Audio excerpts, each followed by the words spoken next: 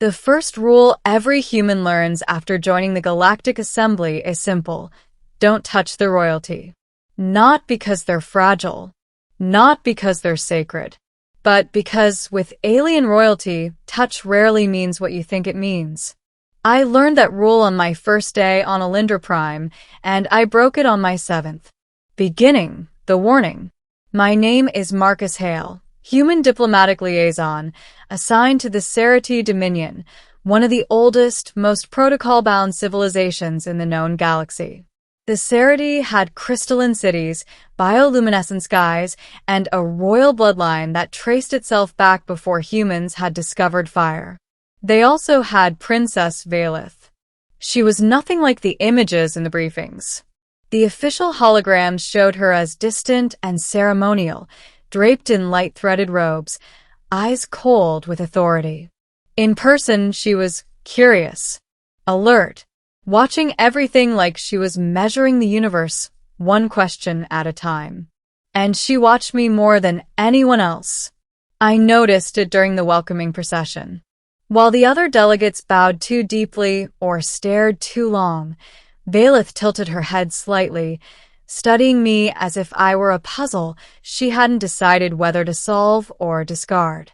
Later that day, I was summoned, not to the throne chamber, but to the Royal Archive Garden, a private space reserved for members of the Cerati bloodline. That alone should have terrified me. "Human Marcus Hale," she said when I arrived, her voice calm but layered with harmonic undertones. "You are known among your people as a risk-taker." "I prefer adaptable," I replied carefully. Her eyes shimmered, a subtle sign of amusement. "Then adapt to this," she said. "Do not touch me."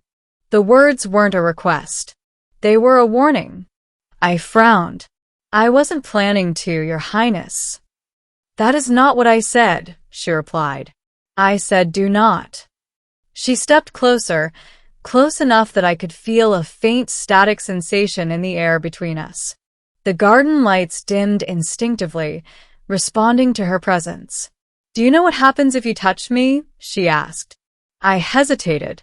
I was not briefed on that particular protocol. "Because it is not protocol," she said softly. "It is consequence."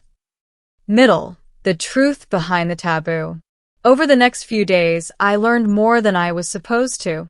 The Cerati weren't just biologically different, they were resonant beings. Their nervous systems interacted with the quantum substrate of space itself. Royal bloodlines amplified that trait to dangerous levels. Touching a Cerati royal could cause anything from neural overload to permanent biological bonding. In rare cases, legendary ones, it could alter both parties on a fundamental level.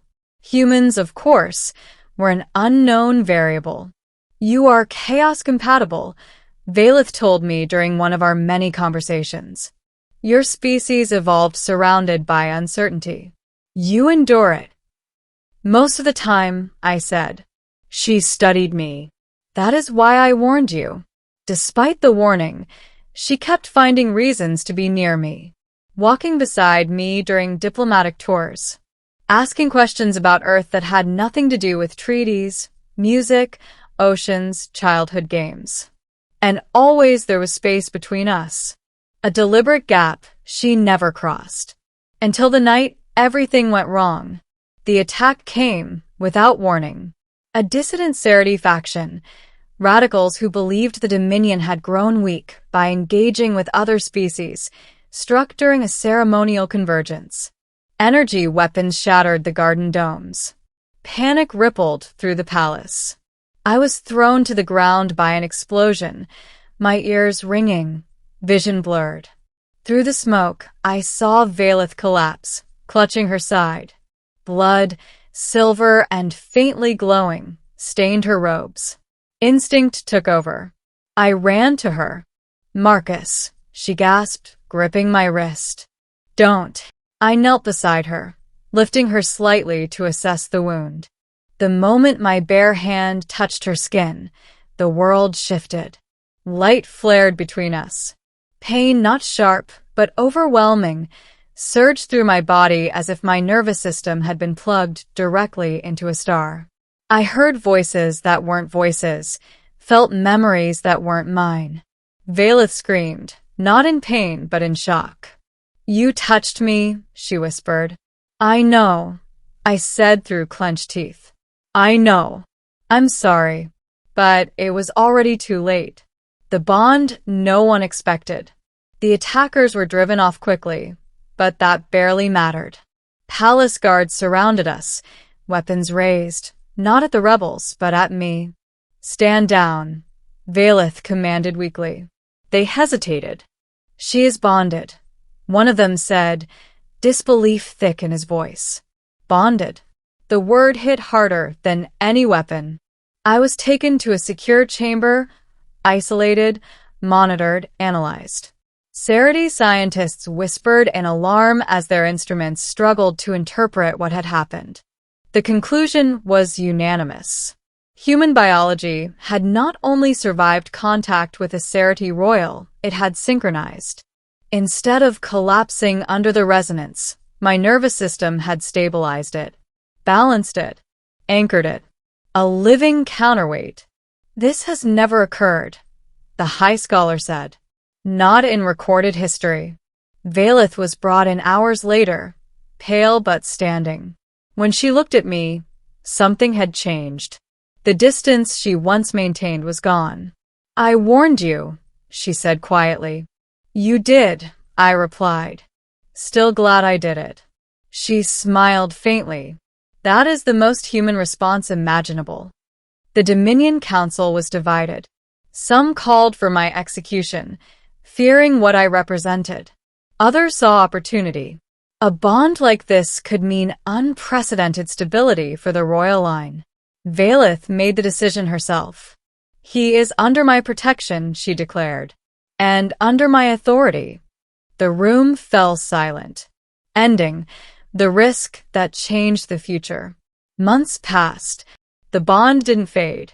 If anything, it deepened, not romantically at first, but functionally.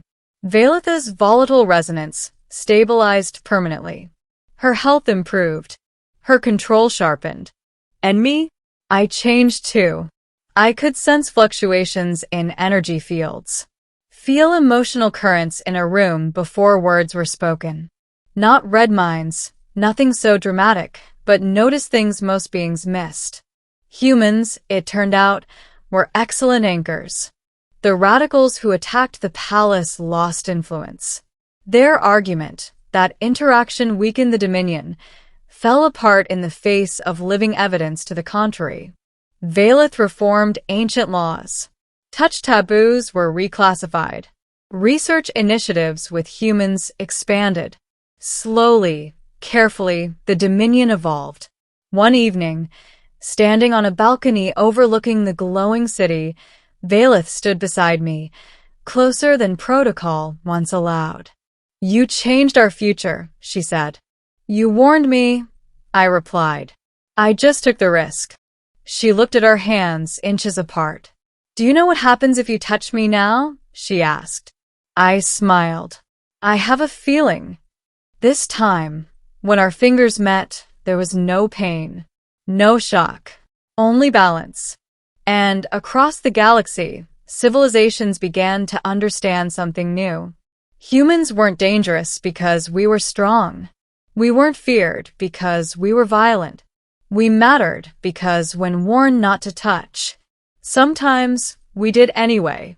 And sometimes that risk changed everything.